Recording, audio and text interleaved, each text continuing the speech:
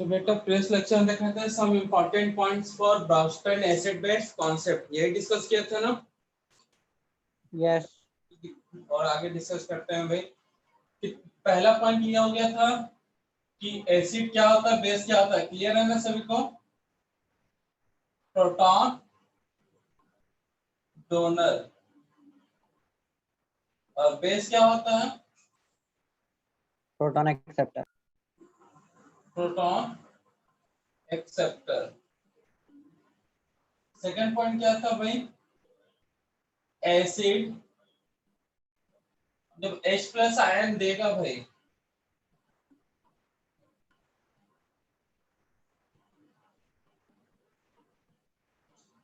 H plus ion देगा तो क्या बनाएगा ये, conjugated base. Very good. Remove करेगा तो क्या बनाएगा, कॉन्जुगेटेड बेस। ठीक है, वैसे ही बेस H प्लस आयन लेगा भाई,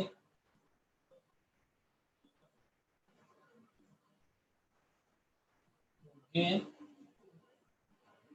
H प्लस आयन तो क्या बनाएगा, कॉन्जुगेटेड एसिड। Conjugated acid. और एक पॉइंट क्या था भाई, वीक बेस क्या बनाता है, स्ट्रॉन्ग एसिड। वीक बेस क्या बनाता है, स्ट्रॉन्ग एसिड।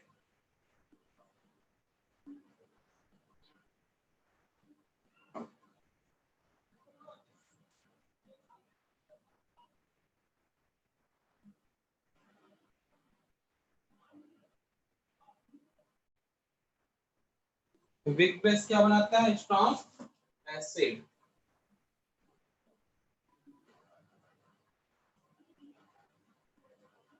वीक बेस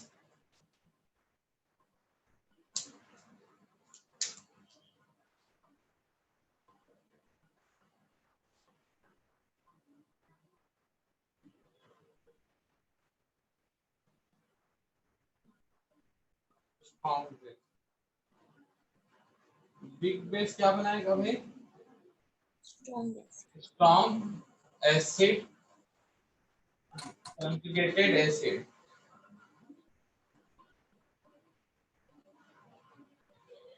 वैसे स्ट्रॉन्ग बेस क्या फॉर्म करेगा बच्चा, weak acid. Weak conjugated acid.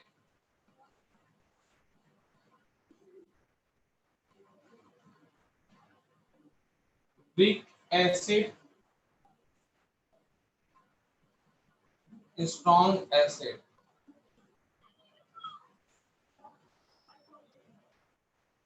किसमें वन चेंज होता है, ये स्ट्रॉन्ग स्ट्रॉन्ग बेस। बेस। और ये किसमें चेंज होगा भाई, weak conjugated base. Conjugated base. ठीक है बच्चा लोग। अब फोर्थ पॉइंट ऐसा, इससे क्वेश्चन हुआ था भाई, वो याद रखना। फोर्थ पॉइंट, ठीक है, याद रखना भाई। अगर कोई स्पीसीज है,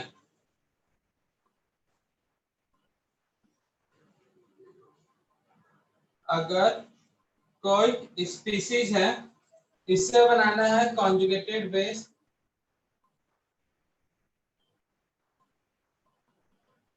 या कॉन्जुगेटेड एसिड।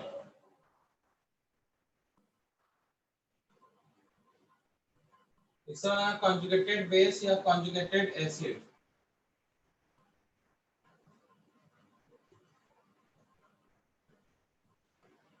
तो कैसे बनाओगे भाई,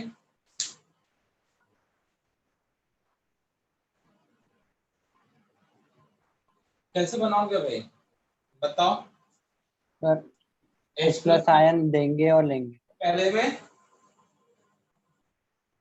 में H प्लस आयन देंगे। करेंगे या एक्सेप्ट करेंगे, एक्सेप्ट। सोच लो बेटा। कॉन्जुगेटेड बेस दिख रहा है यहाँ पे, किससे बनता है, एसिड से। एसिड क्या होगा, वहां पे H प्लस आयन रिमूव करना होगा। जब स्पीसीज से बनाना है कॉन्जुगेटेड बेस, तो बेस पहले क्या रहा होगा? एसिड। इसके लिए पहले क्या रहा होगा बच्चा? एसिड। और एसिड का काम क्या होता है? H प्लस आयन डोनेट करना। अब कॉन्जुगेटेड एसिड बनाना है, तो कॉन्जुगेटेड एसिड बनाना, तो ये पहले क्या रहा होगा? कॉन्जुगेटेड एसिड बेस पहले क्या रहा है भाई? बेस। बेस बेस का मतलब क्या होता है? Proton acceptor. तो नीचे क्या हो रहा होगा ये भाई? बेस। बेस का काम क्या होता है?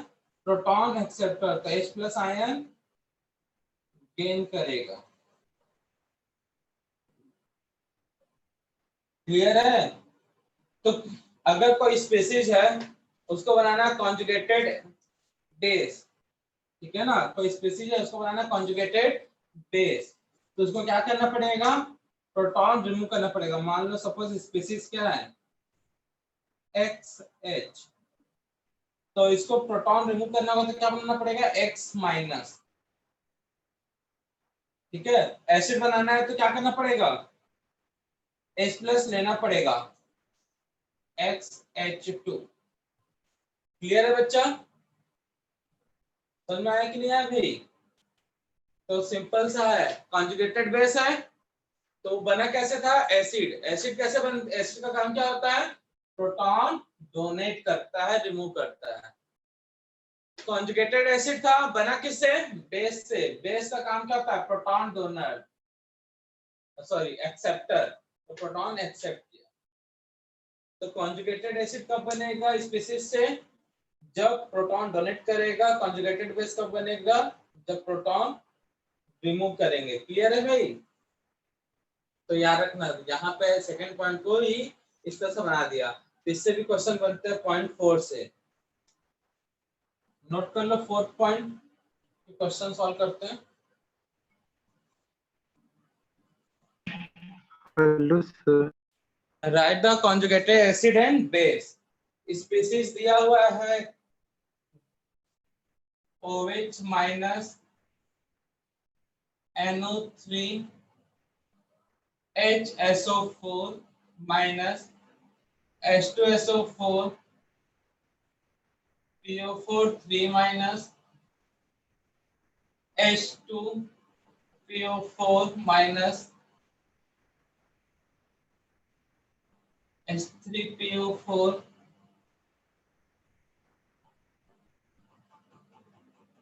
ठीक है बच्चा लोग? तो देखो, कॉन्जुगेटेड बेस बनाना है, तो कॉन्जुगेटेड बेस बनाना मतलब देखो पहले वो क्या रहा होगा? एसिड। अगर कॉन्जुगेटेड बेस बनाना है तो ये पहले क्या रहे होंगे भाई? एसिड। क्यों? ये पूरे के पूरे क्या रहे होंगे? एसिड। और एसिड क्या करता है ब्रोस्टन के अकॉर्डिंग?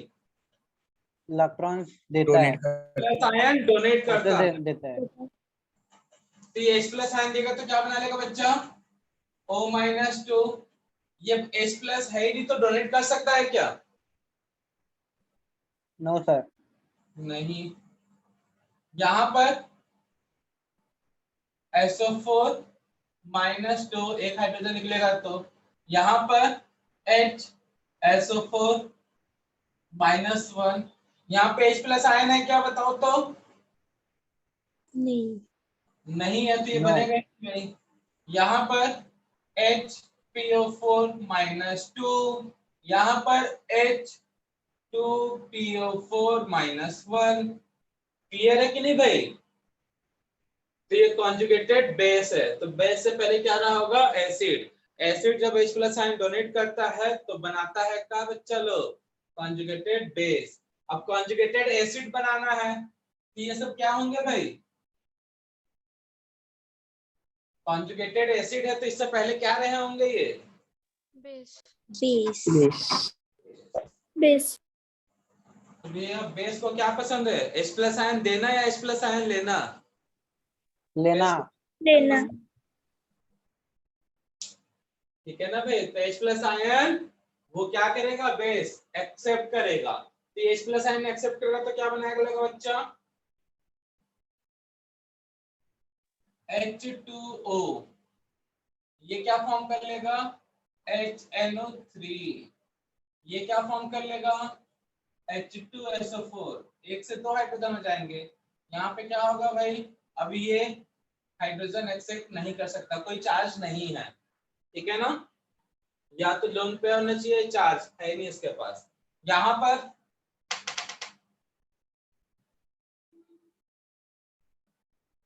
ये HPO4 -2 एक चार्ज कम हो जाएगा। यहाँ पर H3PO4, ठीक है। यहाँ पे क्या बनेगा, H+ आयन ये भी ले नहीं सकता। तो बना लो कॉन्जुगेटेड एसिड और बेस, पूछेगा तो बना लो। यस सर बना लेंगे।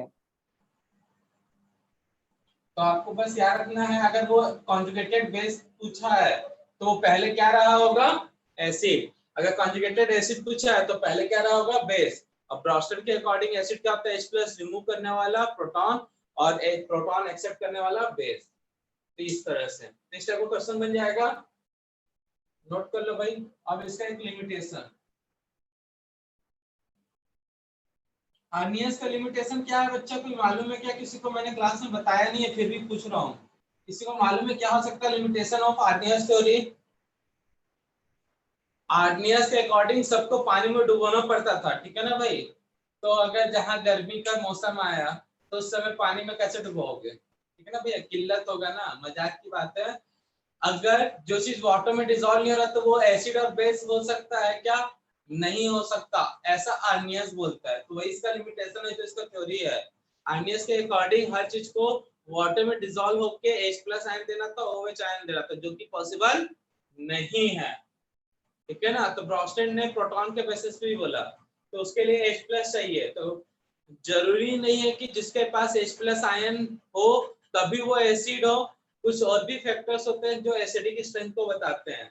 तो इसके लिए हम लोग Lewis acid base concept discuss करेंगे, ठीक है ना बच्चा लोग। तो लिमिटेशन यही है भाई, इफ कंपाउंड और स्पीसीज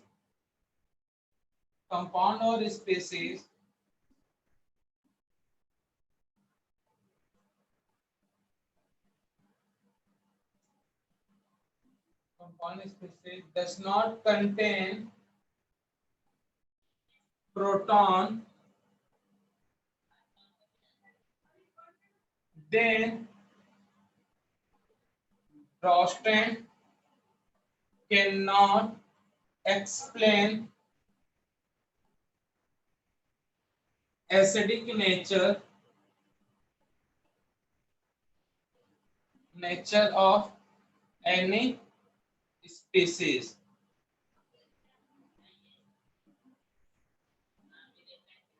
ठीक है ना भाई। तो यही इसका लिमिटेशन है भाई। अगर H+ आयन डोनेट नहीं करा फिर भी कुछ एसिड है, example BCl3, BF3, ETC। Note करो, ये लिमिटेशन है प्रोस्टेन का। जरूरी नहीं कि हर कोई H+ आयन दे, हर कोई H+ आयन डोनेट करे और एक्सेप्ट करे। नोट, तो नोट करना बच्चा लोग, some important points for Lewis acid base concept।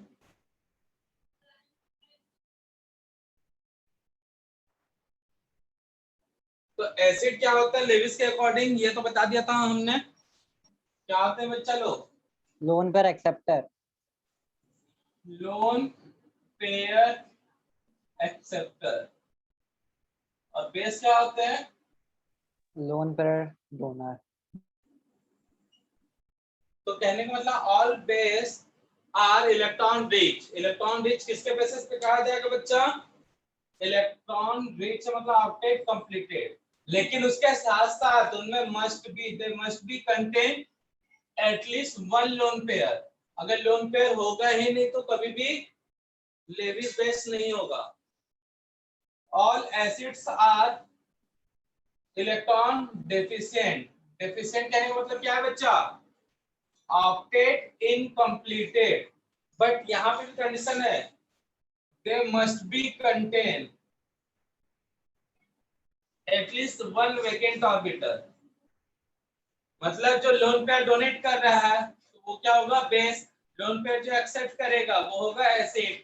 तो मुझे ये बताओ, कोई एक आदमी मतलब आदमी पर्सन से जोड़ लेते, कोई एक पर्सन है, दो पर्सन है, एक पर्सन है जिसका मतलब खाने का गुजारा ही नहीं चल रहा है, थोड़ा बहुत कमा रहा है, घर खर्चा भी नहीं चल रहा है ले देके, और एक के पास बहुत पैसा है, ठीक है ना भाई। तो इसमें से अगर बोला जाए पैसा डोनेट करने के लिए तो कौन जल्दी मान जाएगा भाई?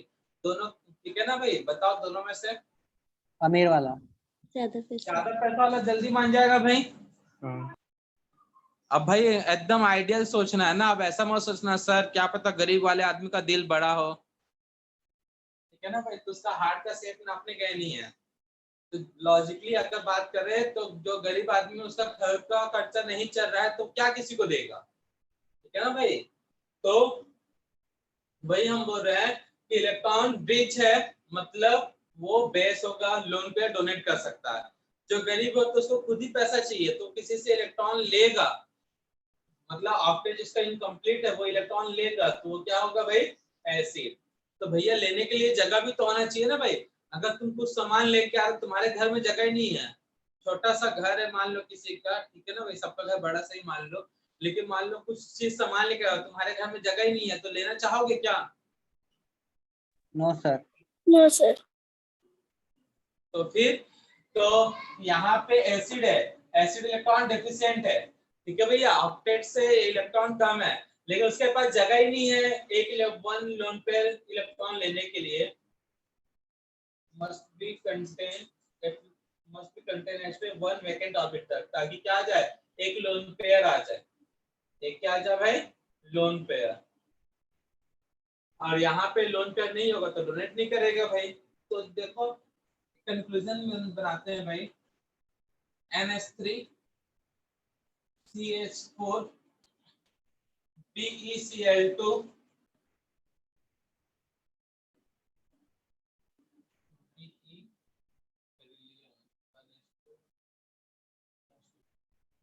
BeCl3 AlCl3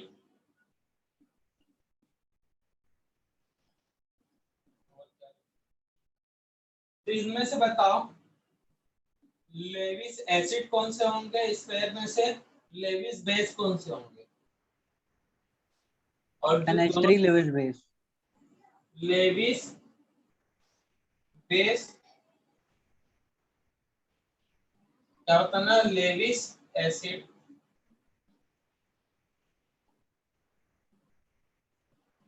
तो बताओ भाई लेविस बेस होने के लिए क्या होना चाहिए? Octet complete.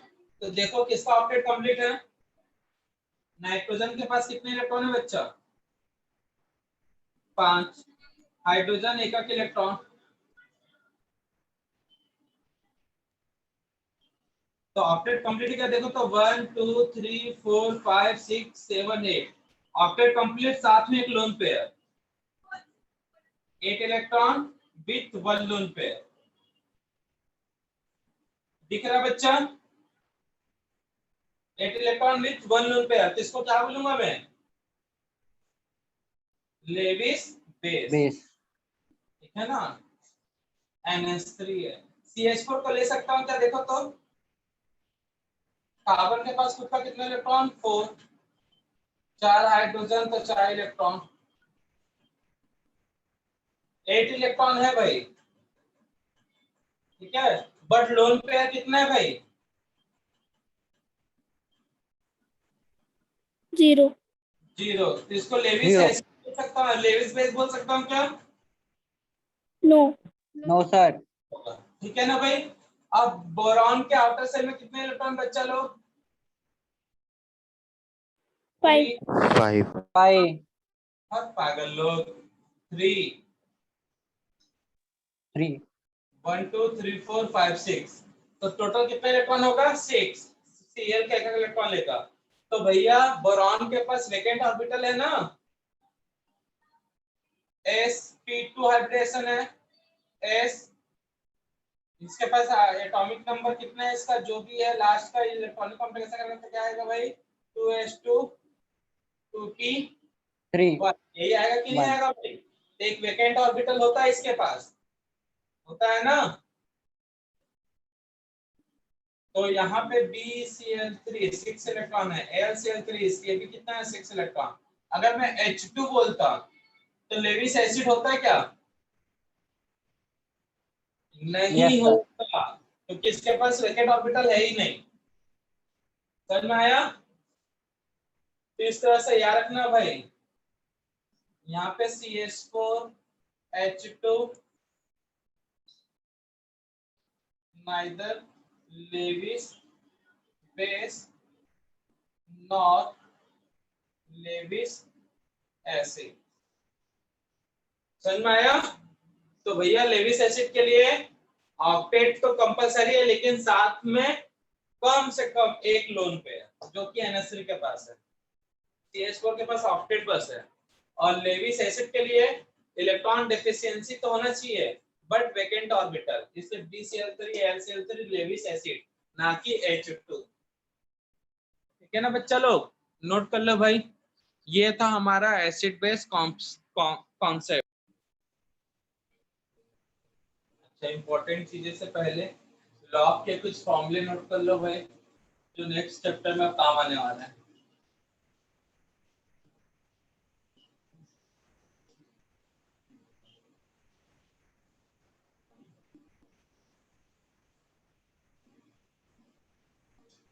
फिजिक्स में पढ़े हो ना भाई? तो लॉग A इंटू बी करोगे तो क्या मिलता है बच्चों?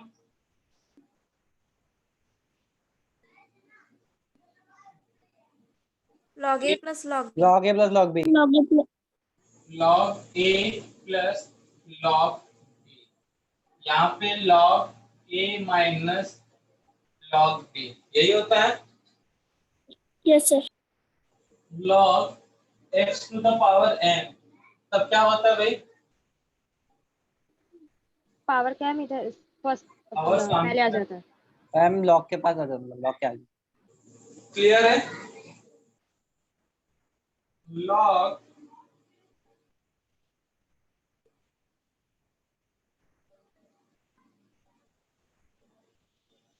E equal to x equal to y। तो x इक्वल टू क्या होता है बच्चा लोग?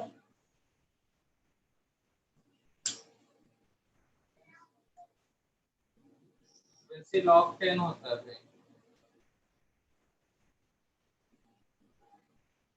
जब log e मतलब नेचुरल लॉग, कौन सा लॉग बच्चा? log e को बोलते हैं natural log. Natural log x equal to y है, तो x का वैल्यू निकालोगे तो ये e है, e के बेस में चल जाएगा, e to the power y। यहाँ पे 10 है, तो ये x का वैल्यू क्या होगा? 10 बेस पे। समझ में आया? याद रखना, log e x है या नेचुरल लॉग है, तो log को हटाओगे तो ये जो y है वो e की फॉर्म में जाएगा। अगर ये log 10 है तो x को हटाओगे तो ये जाएगा भाई 10 की 10 बेस है तो 10 की पावर में जाएगा, e बेस है तो ये जो टर्म से इक्वल टू सेट वाला e के पावर में जाएगा।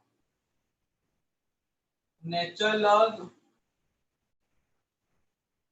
x या फिर log e इक्वल टू 2.303 से मल्टीप्लाई करो तो log 10 में चेंज हो जाएगा। इसमें चल जाएगा नेचुरल लॉग या ln को ln x मतलब natural log log e to the power log e base x का वैल्यू जो होता है 2.303 से मल्टीप्लाई करोगे तो ये e बेस है या नेचुरल लॉग है, log 10 में चेंज हो जाएगा। तो इस चीजों को याद रखोगे, ठीक है ना बच्चों? एंटी लॉग मतलब क्या होता है भाई? अगर पूछता है एंटी लॉग ऑफ x, इसका मतलब क्या होता है? 10 टू द पावर x। ठीक है ना बच्चा? क्या होता है? 10 to the power x। That means anti log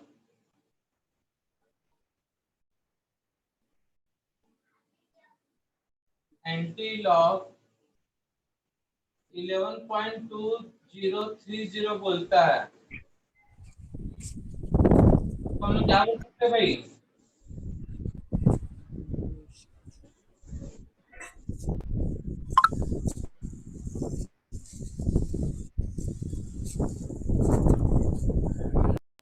तो एंटी लॉग ऑफ x बोलता है मतलब 10 to the power x। Anti log of 11.2030 बोलता है मतलब क्या होगा भाई 10 टू द पावर 11.2030। क्लियर है? ये कुछ फॉर्मूले हैं, याद होना चाहिए। याद आएंगे कि नहीं रहेंगे बच्चा लोग? स्टार्टिंग के तो 3 तो अच्छे से याद होंगे ही, ये 1-2 स्टार्टिंग के बाद 3 के बाद और 3 है, वो शायद खतरनाक हो सकता है कई लोगों के लिए, और लास्ट वाला तो और भी एकदम ज्यादा खतरनाक।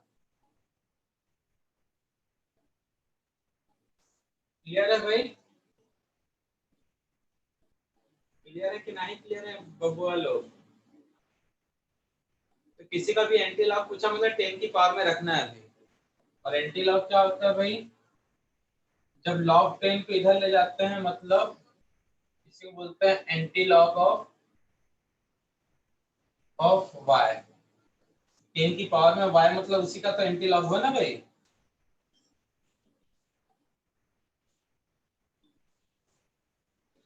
तो नोट करो जल्दी से ये फॉर्मूला, नेक्स्ट लेक्चर में काम आएगा।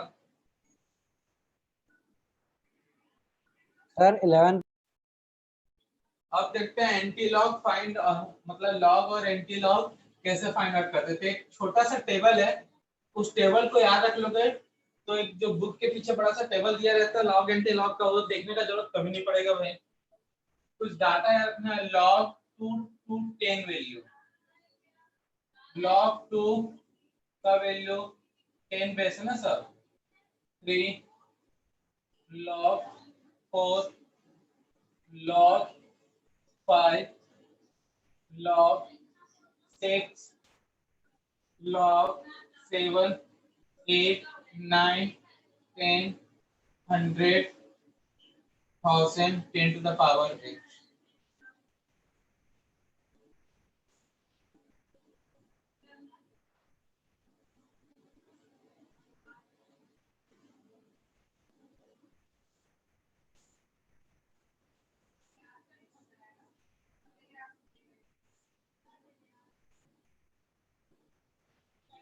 ये डाटा एकदम रटा होना चाहिए।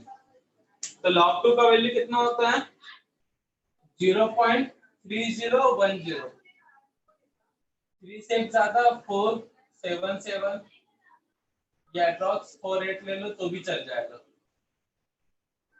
ठीक है ना। 3 4 8 का 4 का डबल, ठीक है ना भाई। log 2 का वैल्यू और log 4 का वैल्यू क्या होगा भाई? log 4 को मैं log 2 into 2 लिख सकता हूँ ना,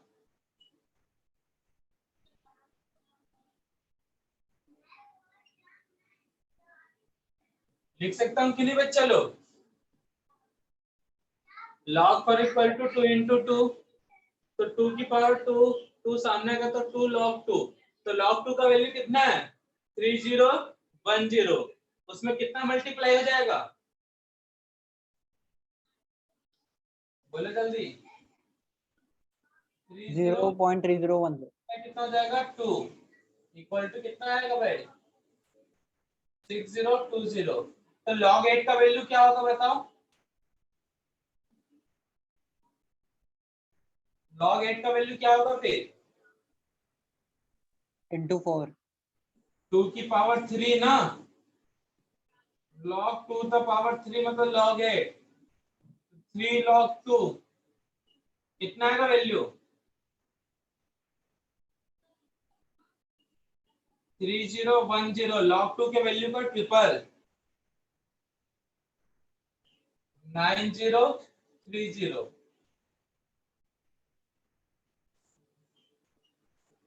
यहाँ पे क्या है 6020, तुमने जो बताया था उसको साइड में ऐसा नोट कर सकते हो, ठीक है। कितने जीरो है 10 में 10 तो 1, 100 में कितना जीरो है 2 log 100 का वैल्यू 2, कितना जीरो है यहाँ पे 3 ये ट्रिक है भाई, याद रखना है इसको। कितना जीरो है 10 में 1 वाह 1 है, x टाइम है, x टाइम ठीक है ना भाई। अब log 10 to the power 3 मतलब 1000 हुआ ना, तो 10 to the power x मतलब 10, ये कितना टाइम होगा x टाइम्स होगा,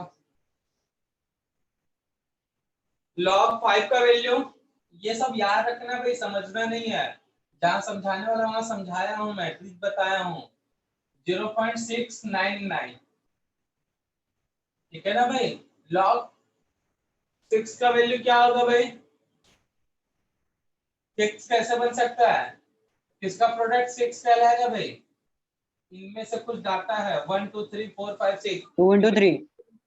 3 into 2 6 आएगा। log 3 into 2 को क्या बोलेंगे? log 2 plus log 3। log 2 का वैल्यू कितना है? 3010। 3 का वैल्यू कितना है? 477। तो कितना आएगा भाई? बोलो जल्दी। 0.778. 7780. ठीक है ना भाई। log 7 का वैल्यू 0.845। log 9 का वैल्यू कितना होगा? किसका डबल होगा? 3 into 3. 3 into 3 नहीं, 3 into 2। हाँ मतलब 3 into 3, 3 का स्क्वायर log 3 के वैल्यू के डबल। तो कितना आएगा भाई? ये आता है अप्रोक्स, मतलब ये करेक्ट वैल्यू जो है 954 ये होता है, ठीक है ना भाई।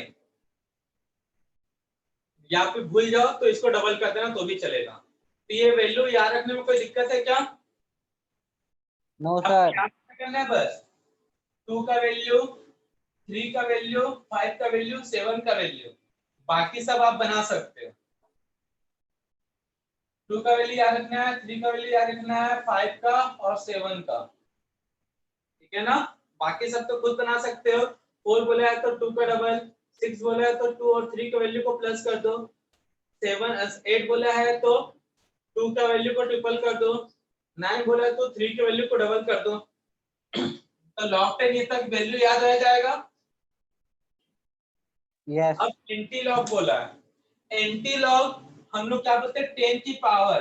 तो भैया 10 की पावर कहां से कैलकुलेट होता है भाई? एंटी लॉग किसके लिए कैलकुलेट होता है? तुम लोगों को पढ़ाया गया वो बचपन में।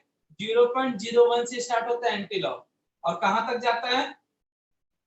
एंटी लॉग किसका देखते हैं? 0.01 टू 0.99। उसके बाद का क्यों नहीं देखते हैं? क्योंकि 10 की पावर 99 के बाद क्या आएगा? 1। तो हमको मालूम 10 की पावर 1 मतलब कितना होता है?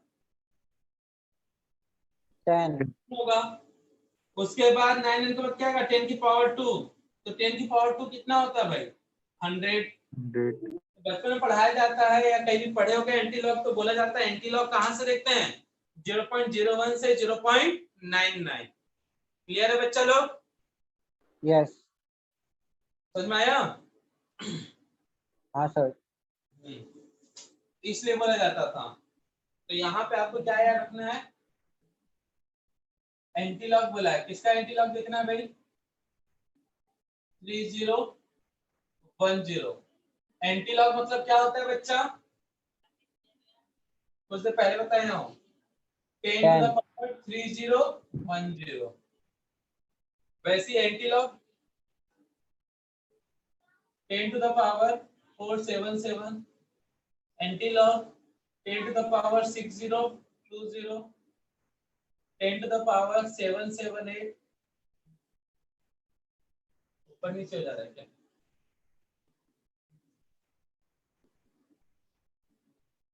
तो पार्टीशन कर लेता हूँ बच्चे, ताकि ऊपर नीचे ना हो।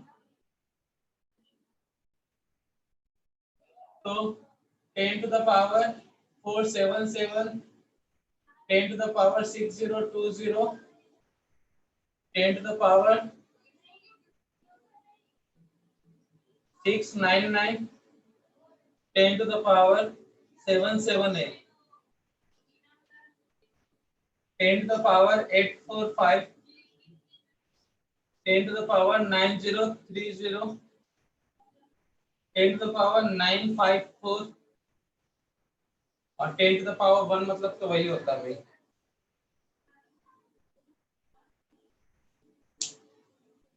तो मोबाइल में कैलकुलेटर होगा भाई, 10 की पावर सॉल्व कर सकते हो तो देखना सॉल्व करके। 10 की पावर ये रखोगे तो हमेशा 2 आएगा, ये रखोगे 3 4 5 6 7 8 9।